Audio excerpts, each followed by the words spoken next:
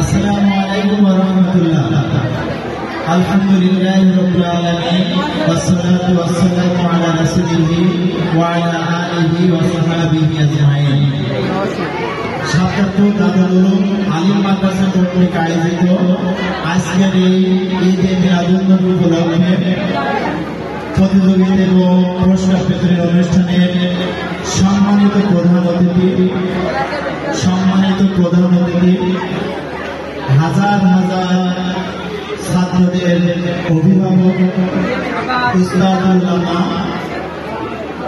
অত্র মাদ্রাসার সম্মানিত অধ্যক্ষ মাওলানা জাকির হুসাইন, উপাধ্যক্ষ আল মারুফ এবং আমার সহকর্মী শিক্ষক শিক্ষিকা, যারা জাতির ফাউন্ডার, জাতির জাগ্রত বিবেক, আমার একান্ত সহকর্মী শিক্ষক শিক্ষিকা বৃন্দ, সামনে উপবিষ্ট আগামী দিনের ভবিষ্যৎ ছাত্রছাত্রী বৃন্দ, সকলের আবারও আমার বিদায় সালাম।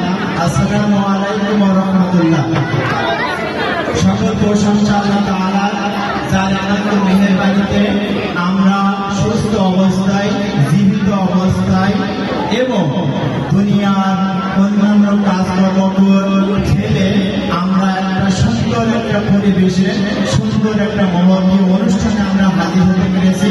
এই জন্য মহান রব্বুল আলামিনের প্রশংসা জ্ঞাপন করে সকলে বলি আলহামদুলিল্লাহ। দরুদ ও সালাম বিশ্ব মানবতার মুক্তির অগ্রদূত, বিশ্ব মানবতার একমাত্র আদর্শ নেতা, বিশ্ব মানবতার একমাত্র আদর্শ, বিশ্ব মানবতার মুক্তির দিশারি, বিশ্ব মানবতা যাকে অনুসরণ অনুকরণ করে, যার জন্মবার্ষিকী উপলক্ষে, যার সিরাতের উপলক্ষে আমরা আজকে এই অনুষ্ঠানে উপস্থিত হতে পেরেছি, সেই বিশ্ব নবীজি হযরত মুহাম্মদ সাল্লাল্লাহু আলাইহি সাল্লামের দরুদ ও সালাম পেশ করে আমি আল্লাহ রাসূল সাল্লাল্লাহু আলাইহি সাল্লাম একজন সমাজ সংস্কারক ছিলেন, এর উপরে আমি আলোচনা পেশ করব। বিশ্ব নবীজি সাল্লাল্লাহু আলাইহি সাল্লাম যখন এই ধূলির ধারায় যখন আগমন করলেন, তখন গোটা সমাজ ব্যবস্থা ছিল একটা ধ্বংসের ডাক আনতে।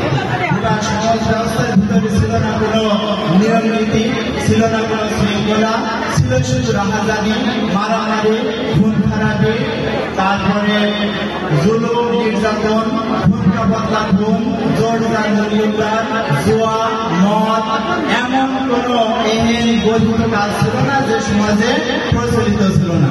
ইভেন ওই সমাজে মানুষের সামাজিক মর্যাদা ছিল না, উঁচু নিচু ভেদাভেদ ছিল। উঁচু নিচু যারা উচ্চ শ্রেণীর মানুষ নিম্ন শ্রেণীর মানুষদেরকে দাসত্বে পরিণত করেছিল, মানুষদেরকে গরু ছাগলের মতো হাটে বাজারে কেনা বেচা করা হতো। যে সমাজে নারীদের কোন সামাজিক মর্যাদা ছিল না, যে সমাজে নারীদেরকে শুধুমাত্র ভোগ্য বস্তু হিসেবে ব্যবহার করা হতো, যে সমাজে নারীদেরকে যেহেতু গরু ছাগলকে হাটে বাজারে আসছে তোলা হয় বিক্রি করার জন্য, ঠিক সেইভাবে নারীদেরকে সেভাবে বিক্রি করা হতো। প্রিয় উপস্থিতি, বিশ্ব নবী সাল্লাল্লাহু আলাইহি সাল্লাম সর্বপ্রথম এই সামাজিক বিপর্যয়কে রুখতে সর্বপ্রথম একটি সামাজিক সংগঠন, একটা মানবাধিকার সংগঠন প্রতিষ্ঠিত করেছিলেন মাত্র 17 বছর বয়সে। সেটা হলো হিজবুত হুজুর।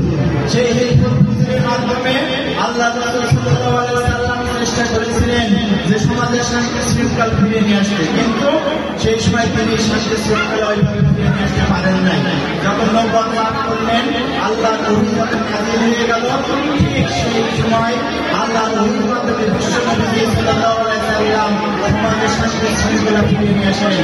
যে সমাজে মানুষদেরকে দাসে পরিণত করা হয়েছিল, যে সমাজে মানুষের কোনো সামাজিক মর্যাদা ছিল না, সেই সময় আল্লাহ রাসূল সাল্লাল্লাহু আলাইহি সাল্লাম ঘোষণা করলেন, হে মানব জাতি, তোমাদের যাদের অর্থ সম্পদ আছে, তোমরা তোমাদের অর্থ সম্পদ দ্বারা নিম্ন শ্রেণীকে সাহায্য করো, তাদেরকে দাসত্ব প্রথা থেকে তোমরা তাদেরকে বের করে দাও, সুস্থ স্বাভাবিক জীবনে তাদেরকে ফিরিয়ে দাও।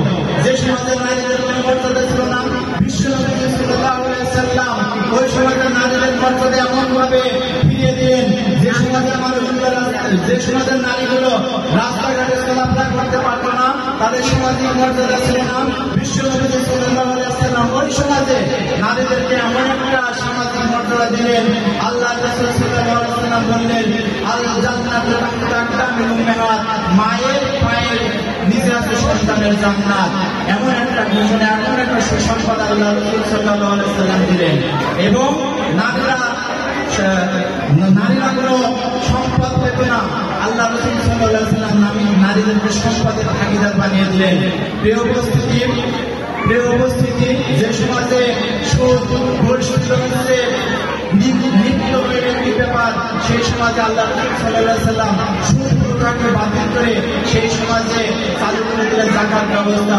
যে যাকাত ব্যবস্থার মাধ্যমে মানুষের সমান অধিকার, মানুষের সমান এমন একটা বিষয়কে দাঁড় করিয়ে দিলেন এবং মানুষের সামাজিক মর্যাদা দিয়ে দিলেন।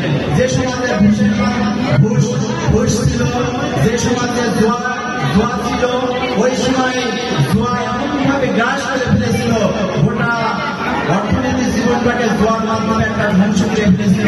সেই সময়ে ওই জুয়া এবং সুদ যে অর্থনীতি ধ্বংস করেছিল, সেই সময় জুয়াকে নিষিদ্ধ করেছিলেন আল্লাহর বাণীর মাধ্যমে। প্রিয় উপস্থিতি, বিশ্ব নবীজি সাল্লাল্লাহু আলাইহি ওয়াসাল্লাম ওই জাতিকে একটা কুসংস্কার জাতি থেকে আলোর একটা জাতি থেকে তিনি নিয়ে আসলেন। বিশ্ব নবীজি সাল্লাল্লাহু আলাইহি ওয়াসাল্লামের এই জীবন কর্ম পড়ে এবং জীবন কর্মের উপলব্ধি হয়ে একজন ঐতিহাসিক রেমন্ড লার্জ বলেন, "The founder of Islam is in the fact of the order to the class, social and international evolution of which history gives mention."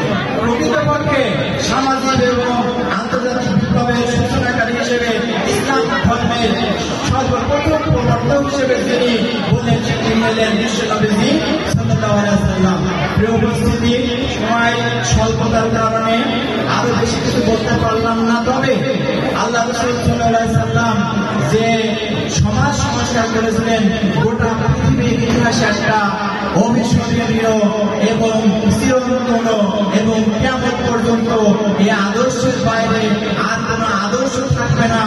বিশ্ব নবীজি সাল্লাল্লাহু আলাইহি ওয়াসাল্লাম তার আদর্শেই গোটা জাতি আজ উদ্বুদ্ধ হয়ে তার আদর্শ অনুযায়ী মানুষ চলার চেষ্টা করে। ইভেন আমরা দেখতে পাই পৃথিবীর অন্যান্য দেশে, নিউজিল্যান্ড, অস্ট্রেলিয়া সহ বিভিন্ন দেশে আল্লাহ রাসূল সাল্লাল্লাহু আলাইহি ওয়াসাল্লামের জীবনের উপরে তারা রিসার্চ করে তারা তাদের সমাজ ব্যবস্থা পরিচালনা করে, রাষ্ট্র ব্যবস্থা পরিচালনা করে, তাদের অর্থনৈতিক জীবন ব্যবস্থা পরিচালনা করে। তাই আসুন আল্লাহ রাসূল সাল্লাল্লাহু আলাইহি ওয়াসাল্লামের আদর্শ নিয়ে আমরা বাকিটা জীবন যাপন করতে পারি। আল্লাহ রাব্বুল আলামিন আমাদের সবাইকে সেই তৌফিক দান করুন। আমিন। আসসালামু আলাইকুম ওয়া রাহমাতুল্লাহ।